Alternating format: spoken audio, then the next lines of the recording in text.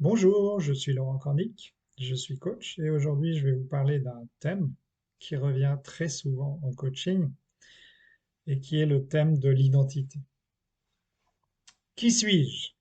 Quelle énorme question à laquelle il est souvent apparemment si difficile de répondre. Alors, si on prend la définition de l'identité dans le dictionnaire Larousse, le dictionnaire dit c'est le caractère permanent et fondamental de quelqu'un, d'un groupe qui fait son individualité, sa singularité. Le philosophe anglais du XVIIe siècle John Locke dit quant à lui que ce qui fait qu'un être est une personne, c'est sa conscience de lui-même. Et ce qu'une personne est, c'est tout ce qu'elle pense être. Donc c'est basé sur sa mémoire et ses souvenirs. Alors si l'identité est tout ce que la personne pense être, qu'est-ce qui définit tout ça? Alors maintenant, je vais vous donner quelques exemples qu'on constate chaque fois qu'on fait un coaching.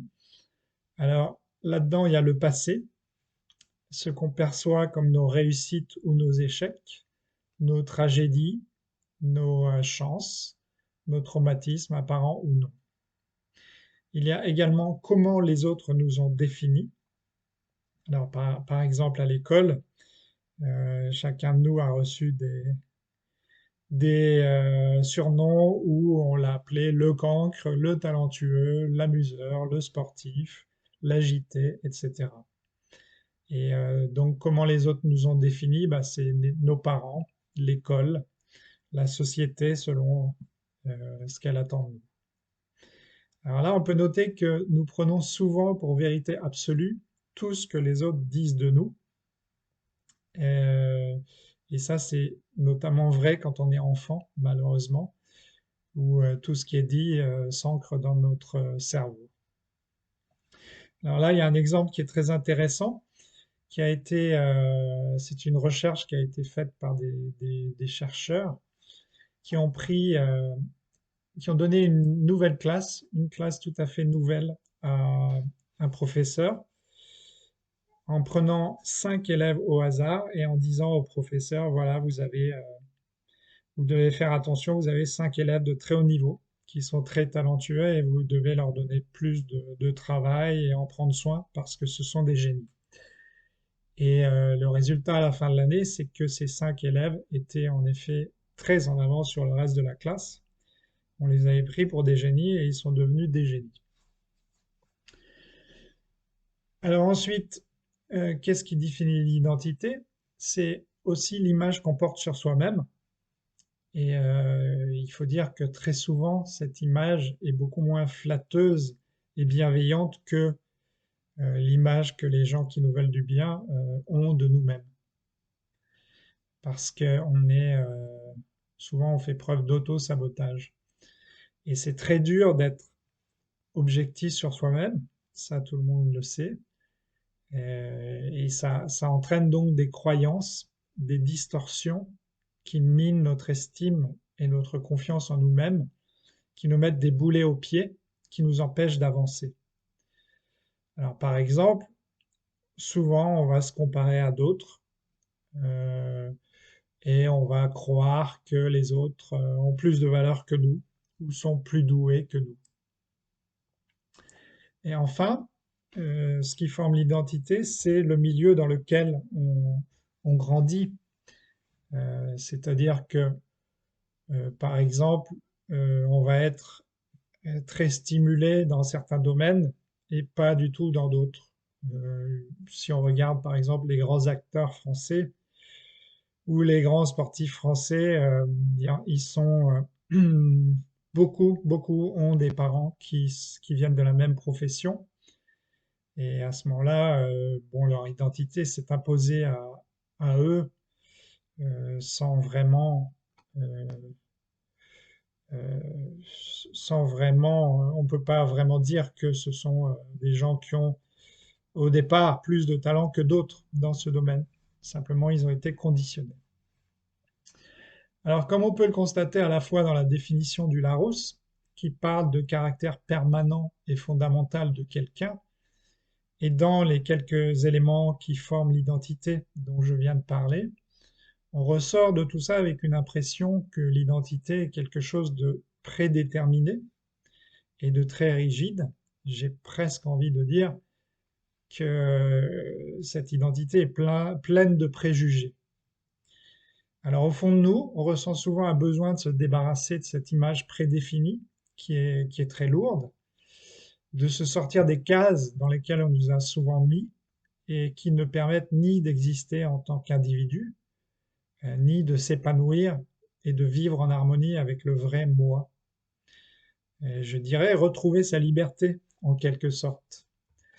Et donc, quand on en a vraiment marre de toutes ces étiquettes qui nous collent à la peau et qui correspondent plus à nous ou qui ne correspondent pas du tout, on pousse à une espèce de cri de souffrance en disant, mais en fait, qui je suis et qui suis-je? Et à ce moment-là, on peut se demander, mais en fait, qu'est-ce qu'on cherche dans cette identité? Alors, si on demande dans des séminaires professionnels à des gens qui y sont, ce qui est frappant, c'est que souvent ils répondent je suis de tel pays, j'ai tel âge, j'ai X enfants, j'ai fait telles études, j'ai accompli tel exploit sportif, j'ai un bateau, j'ai un chien, enfin bref, mais très peu sur qui ils sont vraiment en tant que personne. Alors pourquoi réfléchir sur son identité en coaching est quelque chose de vraiment intéressant? Eh bien justement, parce que l'identité, c'est une notion beaucoup plus large et intéressante euh, que uniquement la nationalité, le travail, les préférences. C'est beaucoup plus qu'une satisfaction d'ego en listant nos exploits professionnels ou sportifs ou pour certains leurs conquêtes amoureuses.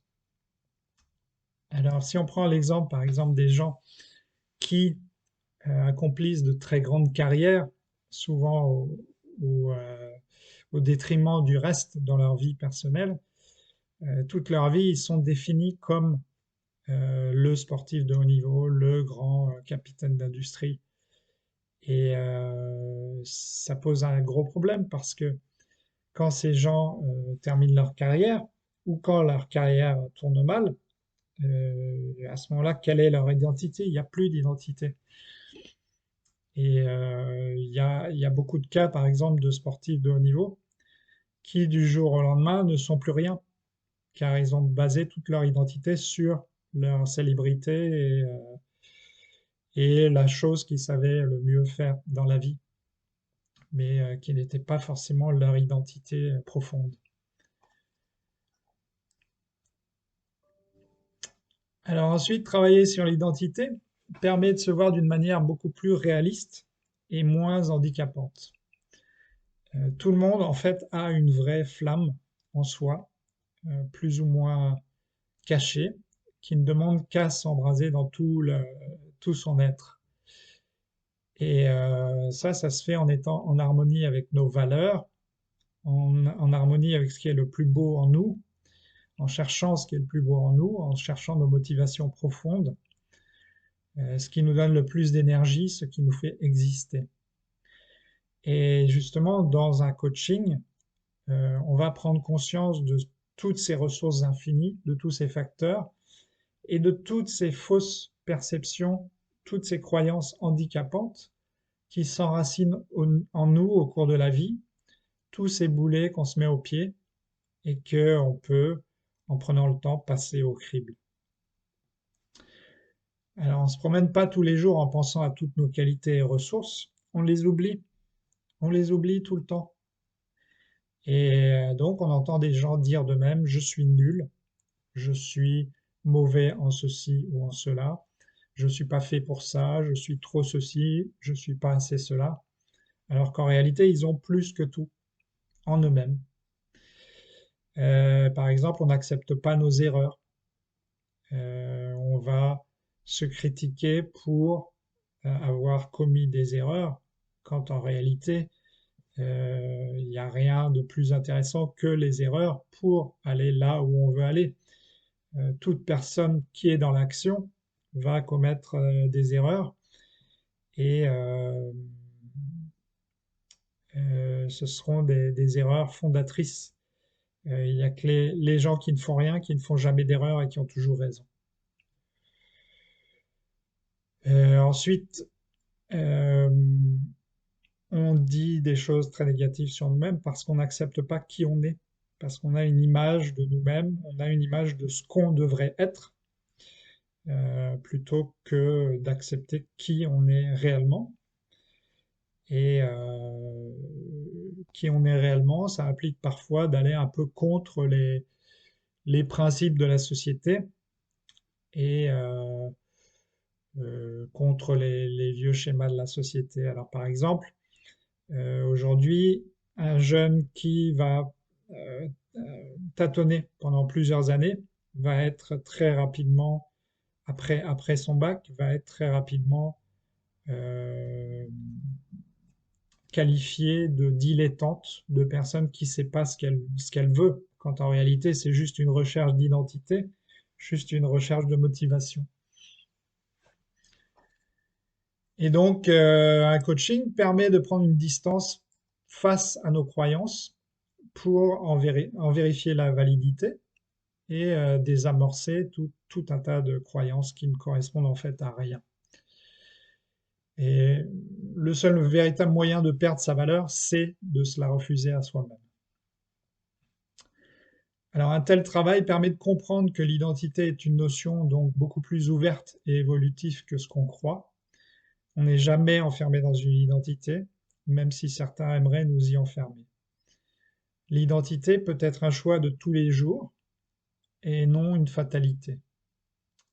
Et avoir la chance d'être vraiment authentique et donc de vivre en harmonie avec ses valeurs et son éthique, ça permet d'avoir une emprise sur notre identité. Ça permet de passer à des questions complexes et vastes de type qui suis-je, à laquelle il est vraiment trop dur de répondre, ou de questions tournées vers l'extérieur, comme par exemple comment suis-je par rapport aux autres, comment les autres me définissent-ils, à des questions plus concrètes et ayant beaucoup plus de sens, comme qu'est-ce qui me donne vraiment de l'énergie et a du sens pour moi? Où est ma vraie place dans ce monde, ma vocation? Qui ai-je vraiment envie d'être, moi? Et ces questions-là motiveront souvent à l'action, car elles ne dépendent que de nous. Ce sont des questions passionnantes. Donc, en d'autres termes, si je devais utiliser une métaphore, je dirais que travailler sur l'identité, c'est comme laisser tomber un vieil ordinateur familial qui pèse 3 tonnes, sur lequel il y a des programmes qui ne sont pas mis à jour, et des programmes qui ont été installés il y a très longtemps par d'autres personnes et qui comportent pas mal de virus qui ralentissent et perturbent son fonctionnement. Passer à un portable léger, tout neuf, rien qu'à vous, sur lequel vous pourriez mettre les programmes de votre choix, que vous pouvez emmener avec vous partout, et sur lequel vous irez beaucoup plus vite là où vous devez vraiment aller. Donc c'est une deuxième naissance.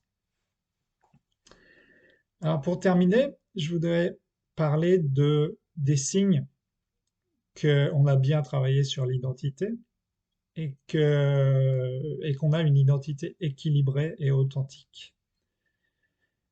Donc quand c'est le cas, euh, on ne veut pas être une autre personne que soi-même, on s'accepte tel qu'on est et on cherche à s'améliorer, on ne se compare plus aux autres, on arrête de se comparer aux autres, on sait que les autres nous apprécient, on est capable de s'affirmer et d'obtenir le respect des autres, on est soi-même sans crainte de ce que les autres pensent, on est satisfait de nos succès, on a confiance en nos aptitudes, on cherche à mieux nous connaître, on est autonome et confortable avec nous-mêmes, on définit nos objectifs en fonction de ce que nous voulons être, on prend des initiatives au lieu de reproduire ce que les autres font.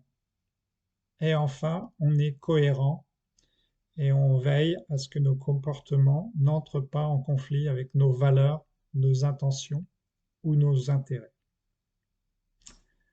Voilà. Je vous remercie. Bonne journée.